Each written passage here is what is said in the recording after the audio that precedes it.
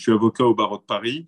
Je travaille énormément de dossiers de droits de l'homme, de droit international humanitaire, des crimes de guerre, crimes contre l'humanité, des choses comme ça.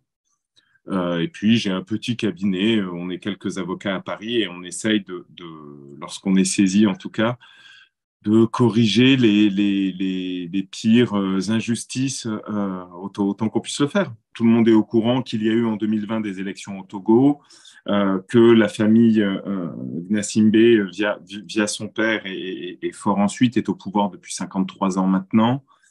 Et ces élections sont entachées d'irrégularités très fortes, très fortes, et tout le monde est à peu près d'accord pour dire que ça n'est absolument pas M. Faure Gnassingbé qui les a gagnés, mais au contraire M.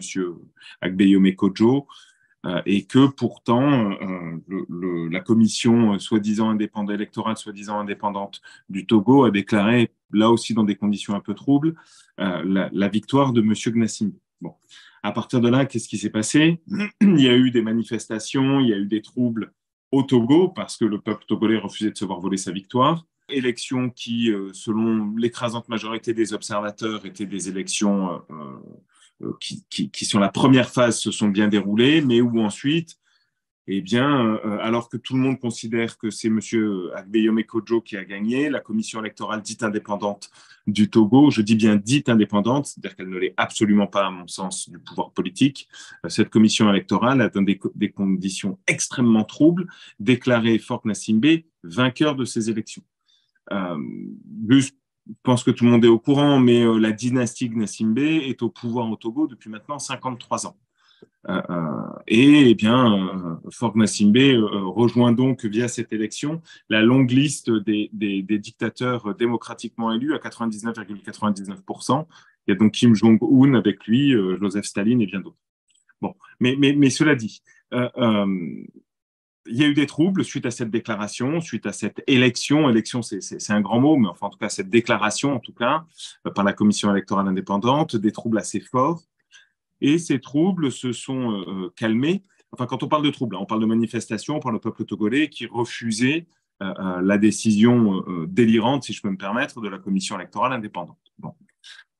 Et ces troubles se sont calmés assez vite lorsque RFI, et je ne citerai pas le nom du journaliste, mais RFI a publié un courrier prétendument rédigé et envoyé par Emmanuel Macron à destination de Faure Gnassingbé, qu'il félicitait pour son élection, qui entre autres le félicitait pour son élection. Mais très rapidement se sont élevés des doutes et des doutes importants quant à la véracité de ce courrier. Pour vous prendre un exemple tout bête, un courrier de l'Élysée contient un code barre en bas à droite. Et puis, l'usage, c'est que le destinataire soit en haut à droite et non pas en bas à gauche. Or là, dans ce courrier, il y avait le destinataire en bas à gauche et non pas en haut à droite, qui est une présentation en bas à gauche qui n'est pas du tout celle de la diplomatie française, et il n'y avait pas le code barre permettant d'identifier le courrier. Bon. Entre autres choses, hein, je vous prends vraiment quelques éléments faciles et pratiques. Suite à ça, il y a un certain nombre de personnes donc, qui s'en sont émues et qui ont trouvé ça extrêmement étonnant. Oui, voilà, merci beaucoup, c'est le courrier. Donc, qui ont trouvé ça étonnant. Il y a eu des questions au gouvernement qui ont été posées. Le gouvernement français a refusé de répondre, ou pour être parfaitement exact, a répondu en disant qu'un courrier était parti, mais a refusé de fournir le courrier en question. Et puis, il y a eu ensuite des lettres qui ont été envoyées par des parlementaires français pour demander à Emmanuel Macron, mais qu'en est-il? Est-ce que oui ou non, vous avez envoyé le courrier en question, donc celui que vous êtes en train de diffuser? Toujours pareil, aucune réponse claire de l'Élysée. Et donc, le 5 juin, nous avons fait nous-mêmes, je veux dire le cabinet Ancil, à la demande de M. Agbeyome Kodjo, nous avons fait partir un courrier à l'Élysée pour leur demander, une fois pour toutes, de nous répondre pour savoir si oui ou non, le courrier diffusé était bien le courrier qu'avaient envoyé les autorités françaises. Et depuis, silence radio, silence absolu. Bon, bah, on comprend bien pourquoi. Hein. On comprend ce que l'on comprend. C'est pas une certitude, évidemment, mais enfin, ça paraît un raisonnement assez logique. Ce que l'on comprend, c'est que l'Élysée, très embêté par le fait qu'il y ait eu un courrier très probablement faux diffusé, eh bien, ne veuille pas mettre à mal son allié, son allié traditionnel, son allié historique au Togo, c'est-à-dire Monsieur Faure Gnassingbé, pardon, ou alors ne veuille pas mettre en péril l'administration française, peut-être un de ses représentants au Togo qui aurait lui-même fait les faux, qui les aurait ensuite transmis. Alors, qu'est-ce qu'il en est exactement? Pour l'instant, on n'en sait rien, mais c'est justement pour éclaircir les choses, pour savoir qui est à l'origine de ce faux, qui est à l'origine de l'usage de ce faux, qui a donné les ordres, qui a effectué les manipulations, qu'une plainte a été déposée à Paris devant les juridictions françaises pour que l'on en sache un peu plus. Voilà. Et cette plainte, globalement, je simplifie un petit peu les choses, mais cette plainte porte enfin, les qualificatifs juridiques retenus sont faux, usage de faux. Il y a d'autres qualificatifs juridiques, mais qui apporteront pas grand-chose à la réflexion générale. Et pourquoi est-ce qu'on l'a déposé à Paris? La première raison, c'est que c'est quand même les emblèmes de la République française qui ont été contrefaits, qui ont été trahis, si je peux me permettre cette expression. Donc la France semble a priori assez compétente. La deuxième raison, c'est que c'est RFI, Radio France Internationale, qui a diffusé ce courrier dans un article que d'ailleurs depuis, dans son grand courage, RFI a décidé de retirer. Mais RFI, son siège social est en France. Et donc, ça veut dire que, et c'est une entreprise française, ça veut donc dire que juridiquement parlant, l'auteur de l'infraction, si infraction il y a effectivement, mais l'auteur de l'infraction est français et qu'il a son siège en France. Et la règle de base, alors elle n'est pas partagée par tous les pays, mais globalement, la règle assez commune en matière de compétences des juridictions, c'est que l'on assigne soit au lieu où l'infraction a été commise, et ça, moi, je ne sais pas où exactement le faux a été fait, soit au lieu où l'usage de faux a été commis, et ben ça c'est un peu partout dans le monde puisque c'était sur un site internet, donc voilà, soit au lieu du défendeur, là où habite le défendeur. Et ben le défendeur habite en France, à Issy-les-Moulineaux pour être parfaitement exact, c'est là où ils ont leur siège social. Donc on assigne en France, donc on dépose plainte en France. Voilà. Déjà, il faut distinguer, comme souvent, plusieurs plans. Sur un plan juridique et judiciaire, on attend une chose simple, d'avoir une confirmation définitive que ce document est un faux. On le sait tous, mais enfin, encore faut-il que la justice le décide, le prononce, l'indique, premièrement. Deuxièmement, qui a rédigé ce faux? Qui a pris, je pense, d'autres courriers de l'Élysée pour copier-coller des éléments et pour les mettre dans un nouveau courrier? Donc, qui matériellement a réalisé ça? Deux, qui a donné les ordres? Alors, on n'est pas tout à fait naïf, on comprend bien quel en a été l'usage, donc on comprend bien qui a profité de ce faux. Maintenant, on a besoin de savoir quand même si jamais c'est directement le président de la République togolaise, le président proclamé en tout cas, ou est-ce que c'est un de ses sous-fifres, ou est-ce que c'est quelqu'un qui n'avait rien à voir et qui tout seul dans son garage a décidé de faire ça dans son coin sans en parler à personne et qui a réussi à communiquer avec quelqu'un de RFI?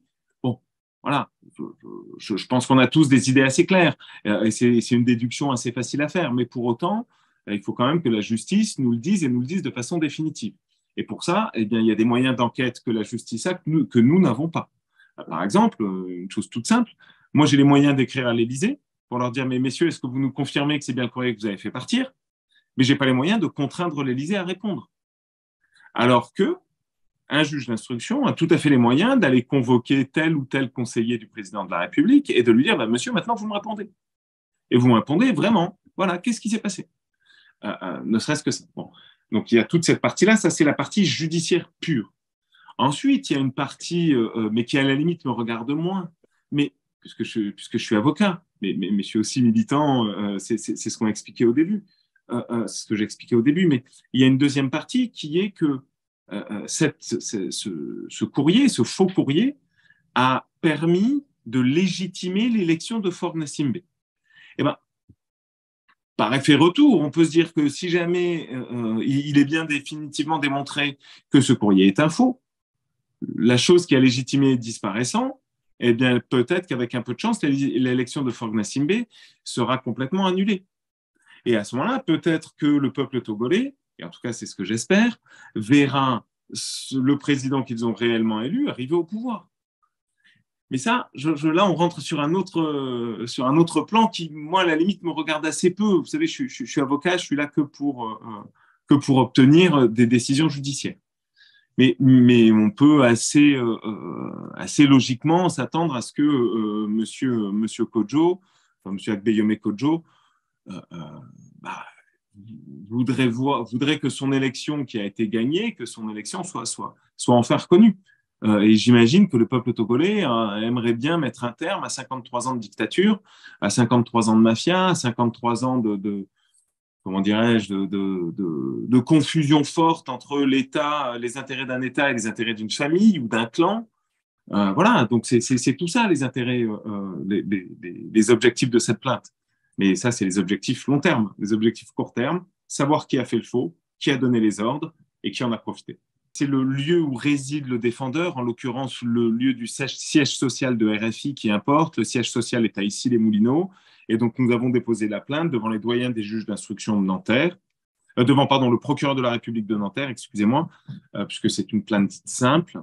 Alors, je ne sais pas si le doyen, pardon, si le parquet l'a déjà reçu ou s'ils vont la recevoir, parce que c'est une plainte que l'on envoie en courrier recommandé avec accusé de réception, donc il y a parfois quelques jours de décalage.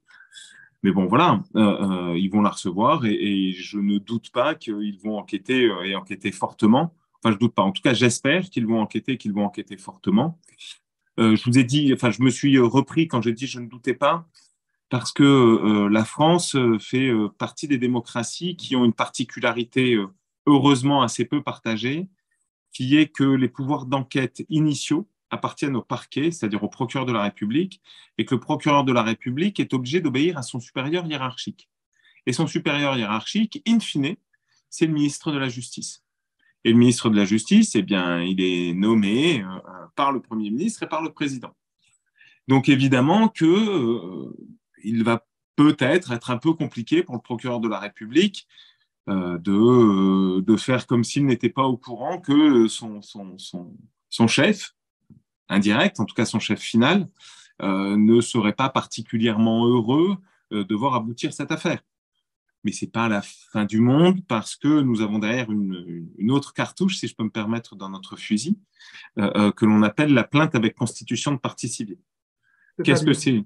Ben, une plainte avec constitution de partie civile, c'est que pour éviter justement qu'il y ait trop comment dirais-je, trop d'immixtion du politique dans le judiciaire, eh bien, au bout de 3 mois après qu'une plainte ait été déposée, il est possible de rédiger donc une plainte avec constitution de partie civile, où cette fois-ci, on saisit non plus le procureur de la République, mais le doyen des juges d'instruction. Et le doyen des juges d'instruction, lui, est complètement indépendant. Il ne dépend de personne d'autre que de lui-même. Et donc là, à ce moment-là, il a toute l'attitude pour engager des poursuites, pour enquêter, pour aller, comme je vous l'indiquais tout à l'heure, par exemple, convoquer tel ou tel membre de la diplomatie française au Togo, que sais-je, un ambassadeur, un premier secrétaire d'ambassade ou des choses comme ça, pour avoir leurs informations, tel ou tel membre du cabinet du ministre des Affaires étrangères ou de l'Élysée, et donc pour enquêter et pour que l'on puisse savoir, enfin, définitivement, encore une fois, qui a donné les ordres, qui a réalisé et qui en a profité. En tout cas, depuis que j'ai l'âge de m'intéresser aux questions politiques et aux questions africaines, j'entends à chaque président français qui arrive un discours fondateur. On peut penser au discours de La Baule, on peut penser aux déclarations de Nicolas Sarkozy, de Hollande et maintenant de Macron. À chaque fois, on nous dit la France-Afrique, c'est fini. C'est la base de la base de la base à chaque fois que les présidents français sont installés. Et pourtant, à chaque fois, dans l'année, dans les 2 ans ou dans les 6 mois qui viennent, eh bien, on s'aperçoit que la France-Afrique, ça n'est absolument pas fini, que la France-Afrique, ça continue. Bon. Donc, évidemment, pour moi, ceci n'est ça n'est qu'un énième avatar et la démonstration. Mais vous avez cité le Sénégal et on aurait pu citer bien d'autres éléments, mais ça n'est que la démonstration qu'en fait, les réseaux français, les réseaux france-africains continuent à exister et sont particulièrement nécessaires. Bon, nécessaires, en tout cas, perception politique des politiques français. Alors pourquoi est-ce qu'ils sont nécessaires? Je crois que c'est la question qu'il faut se poser. La première chose, ça fait jamais plaisir de l'entendre, mais La première chose quand même, c'est qu'il me semble que la vie politique française, malgré ces énièmes réformes, est financée en bonne partie par les despotes africains. Euh, en bien, en mal, c'est comme ça. Évidemment qu'il faudrait l'éviter. Mais ça a deux conséquences. La première, c'est donc la corruption d'un certain nombre de personnel politique français. Bon, mais ça a aussi une seconde conséquence, c'est que ça veut dire que ces despotes africains tiennent le personnel politique. Alors, qu'on se comprenne bien, je suis pas du tout en train de dire, j'ai aucun élément dans ce sens-là, hein, je suis pas du tout en train de dire que M. Faure Gnassingbé a fait porter des mallettes à Emmanuel Macron et que c'est comme ça qu'Emmanuel Macron a été élu et qu'en échange, Faure Gnassingbé tient Emmanuel Macron. C'est absolument pas mon propos, d'accord? Mais il y a quand même ce phénomène de proximité, voire de corruption très forte qui existe, et tout connaisseur des relations entre la France et l'Afrique pourra le dire. Bon, donc ça, c'est un élément, il me semble, qu'il ne faut absolument jamais oublier. Mais il y a quand même, mais ça c'est un élément ancien, si je peux me permettre. Mais il y a quelque chose d'assez nouveau, alors pas tout à fait d'assez nouveau, puisque ça a été, enfin pas de complètement nouveau, puisque c'est à mon sens le fruit des décisions de Nicolas Sarkozy concernant Kadhafi, concernant l'invasion de la Libye et la volonté de renverser Muammar Kadhafi. Qu'est-ce que ça a eu comme conséquence? C'est qu'on a vu l'introduction d'énormément de djihadistes qui provenaient du Moyen-Orient ou du Proche-Orient entrer sur le sol africain. Et il suffit de s'intéresser un tout petit peu à l'actualité pour comprendre que de la Libye, ils sont rentrés au Mali, du Mali, ils sont allés au Niger.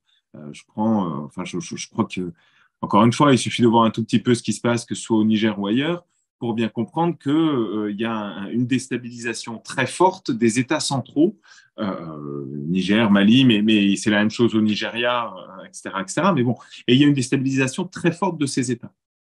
Et la France, ou plutôt les réseaux centrafricains, France-africains, pardon, ont utilisé cette déstabilisation des États pour justifier de revenir au premier chef et au premier plan.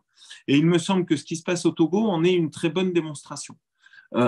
Si on regarde une carte, et je pense que tout le monde le sait, si le Togo, en tout cas, c'est il me semble l'idée des grands stratèges français, si le Togo tombe, eh ben à ce moment-là, c'est tout le golfe de Guinée qui risque de tomber. Tomber dans le sens tomber aux mains des djihadistes. Alors, donc pour vous, hein, j'essaie de reformuler votre propos. Bien sûr. Pour les stratèges français, le Togo apparaît comme un verrou stratégique. Il faudra vraiment tout faire pour tenir dans le giron de la France-Afrique. Et ça passe par vraiment le maintien donc, de ce régime en place. Oui, mais même si, et en tout cas c'est mon point de vue, c'est une vision à très très courte vue. Parce que si on y réfléchit un petit peu, qu'est-ce qui nourrit enfin, alors évidemment, point de vue européen, on nous dit tous, oh là, c'est des gros méchants terroristes qui sont en train de déstabiliser les États. Souvent, on s'aperçoit que ce sont peut-être des méchants terroristes, mais que ce sont en tout cas des personnes qui ont une forme de soutien par les populations locales, ou en tout cas par certaines des populations locales.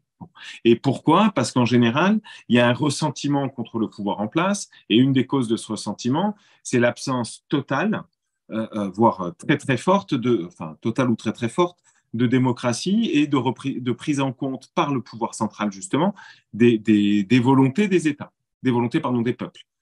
Et donc, en fait, en voulant maintenir en place la dynastie Gnassingbé parce qu'on a peur et parce qu'on se dit, oh là, il va y avoir des troubles, on ne sait pas ce qui va se passer, on connaît Faure Gnassingbé, on ne connaît pas forcément Akbeyome Kodjo, je caricature un peu mon propos, mais globalement, c'est ça. Et ben, si sur le court terme, peut-être que l'on évite du trouble, en tout cas sur le long terme, on construit du ressentiment. Et donc, en fait, à mon sens, en tout cas, on se tire des balles dans le pied, en tout cas du point de vue géopolitique français.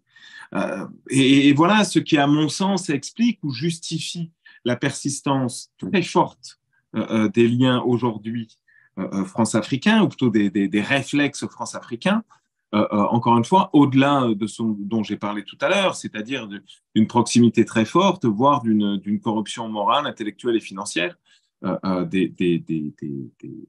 des élites françaises. Puis, il y a une dernière chose quand même que je voudrais montrer là-dessus, c'est que il me semble que pendant très longtemps, les élites françaises, en tout cas les élites politiques, se sont considérées comme pouvant donner des leçons aux élites africaines. Pourquoi? Parce que, eh bien, il y avait des répressions dans le sang, il y avait des répressions violentes, très violentes, et des embastillements d'opposants. Bon, mais je crois que cette posture morale est en train de voler en éclats et que c'est très important de le prendre en compte. C'est très important dans le sens où ça veut donc dire que les élites françaises se disent, bon, bah, pourquoi est-ce qu'on irait imposer la démocratie ou enfin, même ceux qui en ont encore la volonté se diraient pourquoi est-ce qu'on irait imposer la démocratie alors que même chez nous, on n'y arrive pas ou pas bien. Je prends un exemple tout bête. Cet après-midi encore, à République, donc au cœur de Paris, il y avait une manifestation pour l'anniversaire, le triste anniversaire de la mort de Adama Traoré, tué par des membres des forces de l'ordre il y a quelques années, et qui évidemment avait cette année une amplitude très forte puisqu'il y a eu la mort de Naël il y a une semaine. Bien alors que cette manifestation, qui était certes interdite, était tout sauf violente, il y a eu une répression extrêmement forte, très très très forte, et moi je ne peux pas m'empêcher de faire un parallèle entre la répression au Sénégal qui a eu lieu il y a quelques semaines et les répressions des soi-disant émeutes en France. C'est exactement, à mon sens, le tout procède exactement de la même façon de réfléchir, c'est-à-dire que les élites sont coupées du peuple, les élites ont peur du peuple et donc elles utilisent les forces armées ou la force, les armes en général pour réprimer. Et c'est malheureusement exactement l'inverse de la démocratie. Et donc, si on refait à rebours ce que j'ai indiqué tout à l'heure, c'est que même ceux qui, dans les élites politiques françaises, voudraient favoriser la démocratie, ils se disent que bah, s'ils n'arrivent pas à le faire chez eux, pourquoi est-ce qu'ils se permettraient enfin, comment est-ce qu'ils pourraient tenir ce discours pour l'Afrique? L'enjeu principal, cette plainte en est juste un avatar et un moyen, c'est que la volonté du peuple togolais puisse être respectée. Ça paraît un détail, enfin ça paraît un détail, ça peut paraître un détail, mais c'est la base. Enfin, comment voulez-vous qu'un peuple qui s'exprime de façon très claire et dont les aspirations sont simplement, comment dirais-je, sont réprimées dans le sang, comment voulez-vous que ce peuple ensuite puisse accepter quelque forme de réforme que ce soit, quelque forme d'inconvénient pour lui ou pour voilà. Enfin, voilà. Donc ça, c'est le premier enjeu, que la volonté très clairement exprimée par le peuple togolais soit respectée. Et la deuxième question, c'était est-ce que le système judiciaire français va résoudre le problème? Alors, je vais vous le dire tout de suite, non. C'est très clair. Hein. Ça n'est pas une décision judiciaire française qui seule va résoudre le problème. Ce qui, en revanche, peut résoudre le problème, c'est quoi? C'est une décision par une justice indépendante. La France, en l'occurrence, parce qu'évidemment, au Togo, ce n'est pas tout à fait le cas. Bon, une décision par une justice indépendante qui nous dise de façon très claire, très nette et très précise que ce document est un faux. Traduction, et à 9 sur 10, que ce document a été initié, en tout cas intellectuellement, matériellement, on verra, par la présidence togolaise. Bon, une fois qu'il y a ça, il faut que la société civile togolaise, il faudra que la société civile togolaise, le peuple togolais, s'en empare. Ce n'est pas une décision de Paris ou de Nanterre qui changera quelque chose réellement, mais c'est un moyen, c'est un outil dont peuvent s'emparer les opposants et dont peuvent s'emparer ceux qui en ont un peu marre de voir les mêmes personnes au pouvoir depuis 53 ans. Enfin, 53 ans, je ne sais pas si vous vous rendez compte, enfin si, vous vous rendez compte de ce que ça veut dire, mais il y a 53 ans, c'était même pas encore Valéry Giscard d'Estaing au pouvoir, c'était encore le général de Gaulle. Je sais pas. Enfin, en tout cas, pour un Français, ça parle beaucoup. 53 ans, c'était à peine le début de l'indépendance. Enfin, voilà, c'est une autre période complète. Et ce sont les mêmes personnes, avec les mêmes logiciels, qui vont appliquer les mêmes solutions. Ces solutions n'ont pas permis de résoudre les problèmes du Togo. Si ça n'a pas permis de le faire pendant 53 ans, je ne vois pas pourquoi est-ce que tout d'un coup de baguette magique, tout devrait changer. Et donc, pour moi, c'est ça le véritable enjeu. Le véritable enjeu, partout, surtout, c'est qu'il y a des difficultés fortes au Togo comme ailleurs. Il faut tenter de nouvelles solutions et faire un peu confiance au peuple. Et donc, dans ce cas précis, faire confiance à Agbeyeme Kojo. Voilà. Je crois que le Togo est gangréné par une forme de mafia politico-financière dont d'ailleurs de grands groupes français bénéficient. Je n'ai pas besoin de les citer, je pense qu'on les a tous en tête. Il suffit de savoir qui dirige le port de Lomé. Voilà. Bon, ben, et on espère que enfin cette mafia sorte du pouvoir et qu'on puisse devenir, enfin, que le Togo puisse enfin devenir la démocratie et le havre de paix qu'il devrait être.